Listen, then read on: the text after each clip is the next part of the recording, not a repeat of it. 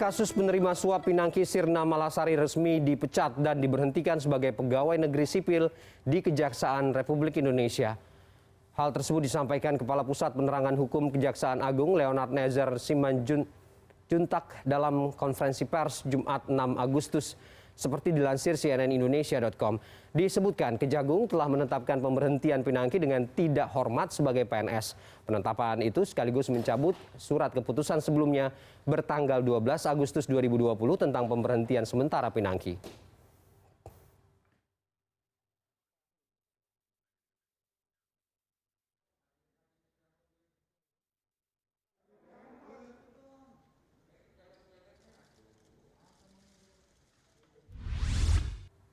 Meski Pinangki Sirna Malasari telah dipecat secara tidak hormat, terpidana kasus korupsi pengurusan fatwa Mahkamah Agung ini sempat menikmati gajinya sebagai pegawai negeri sipil dan kebingungan publik soal penegakan hukum terhadap Pinangki menjadi sorotan. Apa yang sebenarnya terjadi? Betulkah ada perlakuan istimewa terhadap Pinangki atau ini hanya soal birokrasi semata yang digaungkan? Kita bahas lebih lanjut dengan narasumber yang terhubung melalui sambungan Zoom dari luar studio dari Masyarakat Anti Korupsi Indonesia, Boyamin Saiman. Selamat sore, Bang Boy. Sore, Haji. Ya, terima kasih Bang sudah bergabung. Kita juga mengundang Kapus Penkum Kejagung, Leon Ebenezer, tapi kemudian sampai kita memulai ini belum ada konfirmasi, tapi nggak masalah ya. Kita langsung ke Bang Boy dulu. Kita ingin menyoroti Bang, apa yang terjadi sebenarnya Bang Boy? Walaupun kemudian narasinya tadi sudah kita dengar bersama-sama, publik sudah tahu bahwa Pinangki sudah resmi dipecat secara tidak hormat sebagai statusnya sebagai PNS begitu ya. Apa ya? Ini justru semakin membuat penasaran masyarakat. Ini diviralkan dulu, heboh-heboh dulu, atau apa yang bisa dipahami? Sejak pertama kan memang begitu. Awalnya dulu kan hanya mau diberhentikan dari jabatannya terus ditutup. Tapi setelah saya hebohkan, saya sampai berita rame tentang rekaman bapakmu, kingmaker segala macam itu baru kemudian diproses secara hukum, yaitu dengan pidana. Jadi sejak awal sudah memang diistimewakan Pinangki itu. Padahal waktu itu pun sejak dia ketahuan pergi ke luar negeri menemui buron itu aja sebenarnya kan sudah langsung diberhentikan dengan tidak hormat. Karena di situ istilahnya melanggar peraturan pemerintah nomor 53 tahun 2010 tentang pelanggaran disiplin berat. Karena menemui buron, harusnya menangkap buron malah menemui buron. Tapi waktu itu kan dikamuflase cuman bersalah ke luar negeri tanpa izin atasan. Itu aja dibuat begitu sehingga dinonaktifkan. Gitu kan? Itulah keistimewaan sudah dimiliki sejak awal, didapat sejak awal. Oke, artinya apakah kemudian ini karena ada masalah sesuatu yang karena saya kalau Pinangki itu dipecat dengan tidak hormat awal dan dituntut tinggi, maka dikhawatirkan akan buka-bukaan. Nah, kalau buka-bukaan bisa memang membahayakan beberapa orang gitu kan. Dan itu setidaknya sudah terungkap tentang peran kingmaker. Kingmaker ini kan pernah disebut oleh Pinangki juga, Anita Kolopaking juga, Saksi Rahmat juga. Tapi ketika ditanya, ini Anita dan Rahmat itu menyerahkan pada Pinangki dan Pinangki tidak mau membuka kingmaker ini. Artinya ada yang ditutupi oleh Pinangki itu sendiri. Nah itu nampaknya jadikan kartu truf kalau Pinangki kira-kira gini, awas ya kalau nanti saya dituntut tinggi dan dapat hukuman tinggi dan perlakuannya itu keras ya mungkin saya buka kingmakernya. Kira-kira begitu. Nah ada beberapa siapa ini gitu kan pertanyaannya kingmaker ini ya saya belum bisa nyebut sih. Tapi setidaknya ini bisa oknum siapapun gitu kan. Dia berusaha untuk menutup jangan sampai terbuka gitu kan. Nah itulah yang sampai detik ini, kemarin eksekusi aja seperti terlalu lama. Kemudian ini kalau tidak kita ramaikan di separuh itu akan dinikmati terus. Itu kan kemarin pun sampai Kejaksaan Agung membantah sudah tidak dikasih gaji. Hari ini baru disalat. Oh iya, gaji tidak dikasih, tapi tunjangan nonaktif 50%. Ya sama aja kan gitu. Oke. Artinya publik perlu curiga begitu ya kalau kemudian perlakuan khusus dan quote and quote kesaktian Pinangki ini juga akan berakibat yang cukup fatal bagi sebuah lembaga hukum itu sendiri begitu. Dan ini juga kita bisa lihat dari beberapa kasus sebelumnya justru para penegak hukum ini dalam penetapan hukum secara berkeadilan begitu ini sangat mencederai masyarakat begitu, rasa keadilan di tengah masyarakat. Ini bagaimana Anda menyorotnya? Sederhana sebenarnya, kalau menyangkut penegakan hukum itu kunci utamanya harus independen dulu.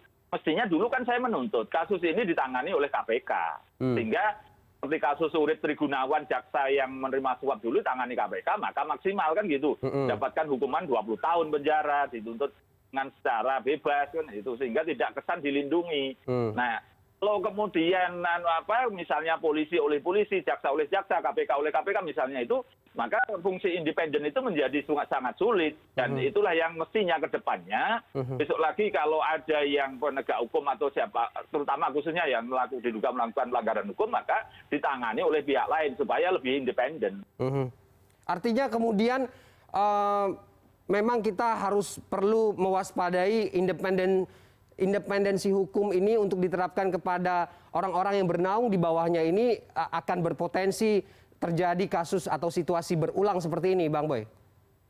Ya pasti akan banyak tarik-menarik dan itu menjadikan penyidiknya atau penuntutnya begitu menjadi sangat tidak independen karena dia bisa saja merasa dirinya juga tidak aman. Dan nanti kalau menyalahi saya dipindah atau bahkan tidak diberi jabatan atau sesuatu yang dibenci oleh atasan-atasan oknumnya itu bisa saja malah akan mendapatkan istilahnya sesuatu yang tidak nyaman misalnya, bahkan begitu. Dan ini saya merasakan juga di proses kasus Joko Chandra ini bagaimana di kasus Pinangki misalnya itu beberapa orang yang sangat getol ingin memberikan proses yang sangat keras itu kemudian menjadi tidak terdengar suaranya dan menjadi tersisih begitu. Dan misalnya tentang tuntutan misalnya, itu tarik ulurnya saya tahu persis itu bagaimana tadinya 4 tahun atau 10 tahun itu aja udah rame di situ. Di pengadilan pun tingkat banding bagaimana dia dapat diskon 6 tahun itu kan, dan